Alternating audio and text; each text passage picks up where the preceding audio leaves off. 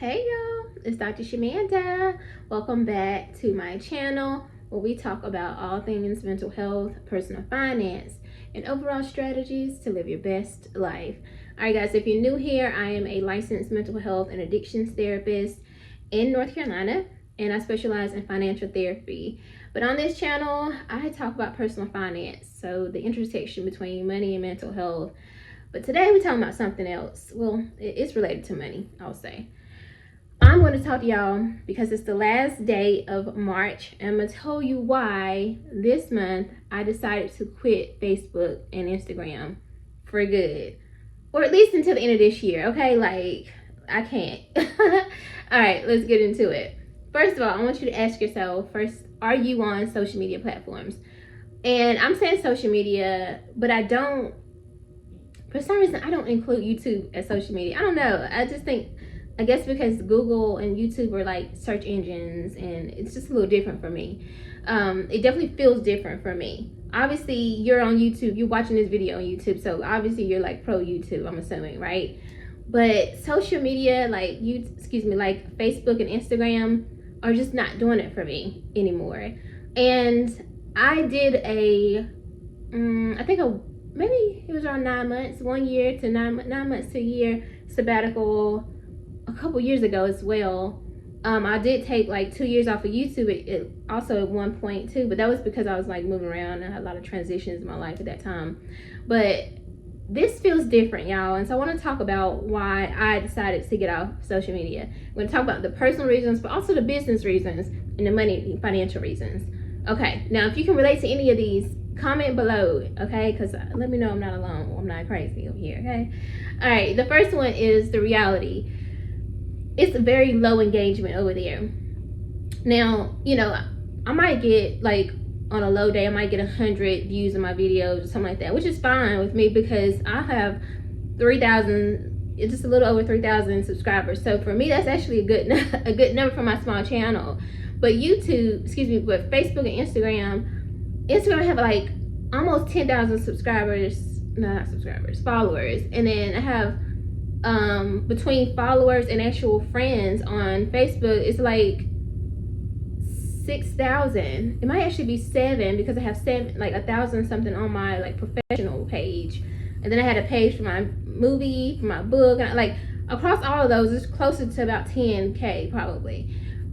But still low engagement. Like I might get maybe 10, but it's the same people, which I totally appreciate. But the reality is, it's like you can't really reach new people to find your content, and it's just low engagement, which brings me to the financial piece. Low engagement on social media platforms like Instagram and Facebook equals low income, low pay. Now I know initially, you know, Facebook and Instagram wasn't about money. It's about connecting with your family and friends that you went to school with and stuff like that.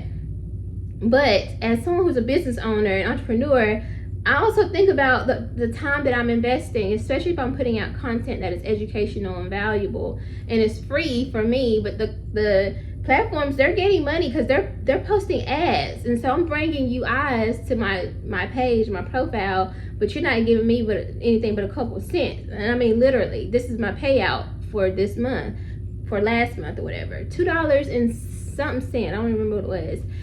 No, absolutely not. Okay, at least when I'm on YouTube, when someone watches my video, I'm getting paid every video, right? And every time somebody watches, you know, I'm getting paid. And but for Instagram and Facebook, it's like people are just scrolling and whatever. I'm good. No, thank you.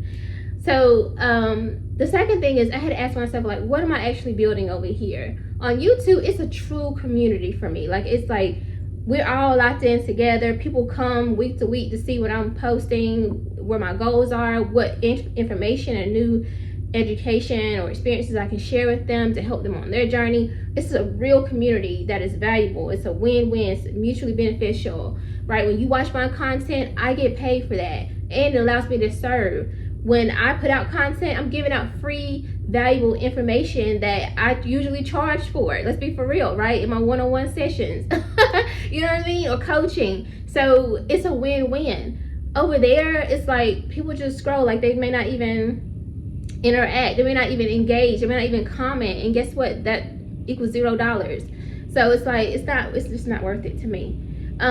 Also, I would say it's the performing versus producing situation, right? Like, I think that, and a lot of people have said this, and I think this plays into the mental health piece of it. Sometimes on social media platforms like that, you can get so caught up on trying to like show the world that you live this great life, that you're so happy and all that. Like, for me, one thing I'm really passionate about, you guys know this, like I always talk about, I want to look good, fine, and fit, period, okay? Like, that's a big thing for me. But I found myself like every day posting my workouts when I'm at the gym and all that, and it's like, thank you for watching, but like, that's the only thing y'all watching. Like, I get more, I'm a woman, I get that, I understand, but like, I get more engagement in my stories from like my workout videos and stuff like that, or when I'm at the gym, or I'm showing my post-workout pump, whatever, than when I put out something about financial therapy or, you know, finances or something. It's like, and it's like, in the stories, people don't, like, it's like they can support you in secret, but when you post it on your actual like your timeline, people aren't like publicly supporting you and sharing the post and all that stuff. But of course they share like the celebrities and all that stuff, which I'm not, no diss to them, because hey, if you like it, I love it. But it's like, you know, it's tough. So I decided, like, between the income, the financial piece, the lack of support, the lack of engagement, it's simply not worth it to me, you know.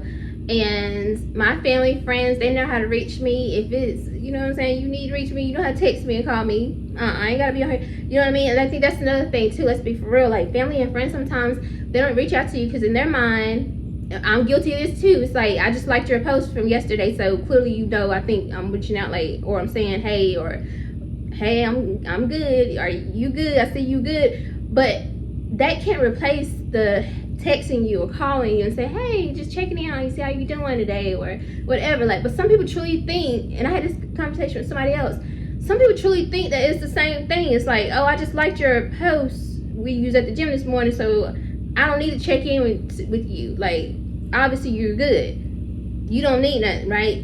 Like, no, that is not the same thing, you know.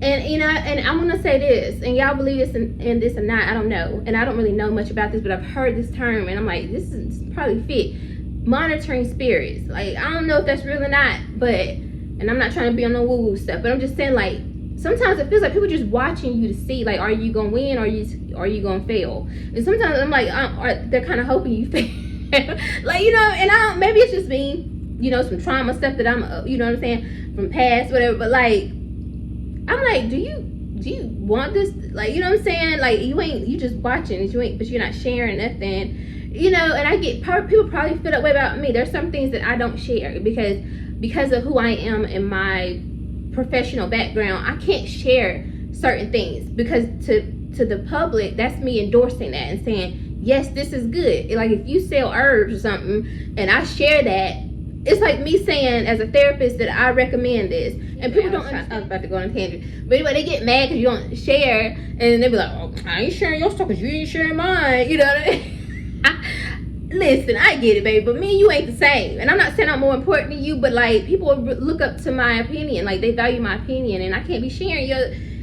I don't know, you know what I'm saying? Did the FDA approve that? I don't know. Okay, like, that's anyway, y'all get the point. Y'all get what I'm saying. Anyway, I hope you like this video, my little chit chat, my little rant about why I left Instagram and Facebook. I'm good. 2026, baby.